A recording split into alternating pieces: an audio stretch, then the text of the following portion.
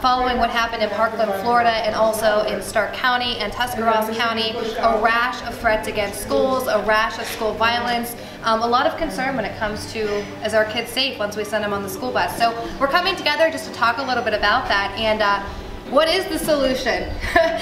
What is the solution? We don't really have that answer, but we think that talking about it is one step to getting there.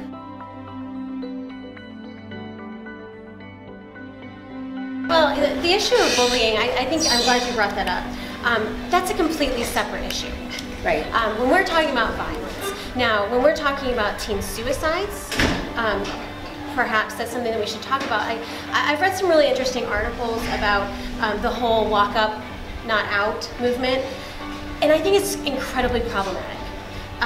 We're telling kids that it's their responsibility to prevent a violent attack on their schools, that they're not nice enough. And I think that's dangerous, it's unfounded, and it's incredibly problematic. Yes, we should encourage our kids to be kind every single day, every single day. You know, bullies are very often bullied.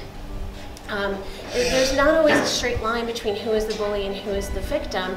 And also, you know, the Parkland shooter, he was a bully. So to say that to be nicer to him, he wouldn't have done that, I think that's really problematic message that we're sending to our kids. I don't necessarily think that teaching our kids to not bully or to, you know, stop the bullies is always the answer, because a lot of times we don't focus our children and patting them around their character versus patting them around. If you are nice to everybody, this won't happen. Teaching your children how to cope with adversity, how to cope when things go bad, how to cope when you did everything right and things still suck. Because that happens. Yeah. And you know, but you know what people really need to realize is I think the fighting needs to end. I think the arguing needs to end. I think the pointing the fingers needs to end, because we all care about the kids. If you don't, you got issues. Everyone cares about the children. Everyone wants to see the children be safe and succeed. And I think that we need to, when it comes to school safety, put everything on the table. Okay, everything's on the table. What should we tackle first? Because everything should be considered, I think, because our kids deserve that. It's not a Band-Aid fix. It's not you solve this problem and everything gets better. But it is something that I think to be considered, and I think that the focus right now is on gun violence specifically, and how to prevent getting guns in the hands of the wrong people. Right.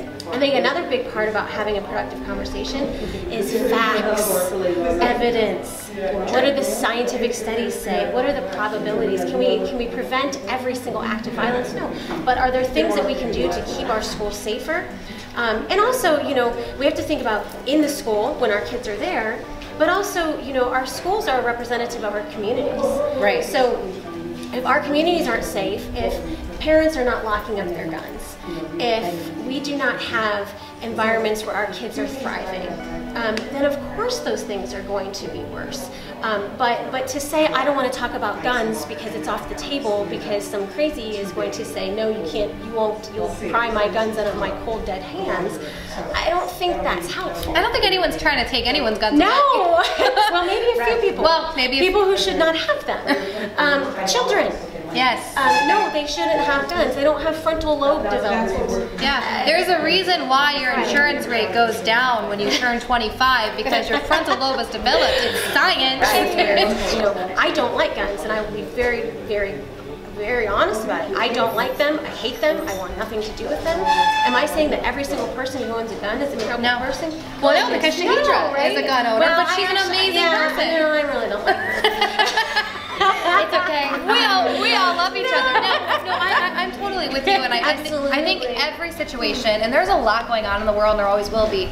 There's never one fix. It's a team effort.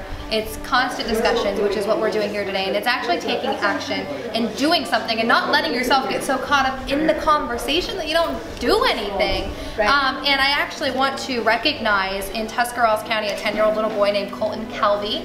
His mother, Elaine Zurcher, huge supporter of him. He set out with this very ambitious goal that he is succeeding in to purchase the item that he's getting behind. Is called a Barracuda, and it's a long steel bar with two flaps And he's basically saying that you put it in front of the door, it locks the door, and no one can get in. He's raised over $2,000. He's received 14 Barracudas for Claremont Intermediate School. He has taken a trip to Columbus and spoken with Senator Hottinger, Jay Hottinger, to present this idea. 10-year-old and, you know, sitting there, hey, Senator, what's up? Here's my idea. He's doing something. And his mother's supporting him along the way. Because there's a whole bunch of shootings and everything in schools all around. Hi guys, I'm Elaine. Hi, I'm Colton. We think that all you kids need to be able to be a voice, even though you're tiny. The senator said that what you guys had to say was really, you know, important. It was a great experience. So moms and dads, if you have a chance to take your kids to the Capitol building to take a tour, or your kids want to write to the senator about this, please let them do that. We just have to stop it and slow down with our communication. And a lot of times we have emotional communication, so we communicate out of that very high emotion, and there's no level to which we stop and we look at both sides of the spectrum. A lot of people don't think like that. A lot of people speak what's on their heart, they speak what's on their mind, but they don't necessarily think thoroughly about that before it comes out. And it's the same thing with anything we do, but with gun safety and with focusing on the children and keeping our children safe. We have to think clearly. Guns can be debated. Putting guns in teachers' hands can be debated. Background checks can be debated. Metal detectors can be debated. I mean, metal detecting wands can be debated. Very true.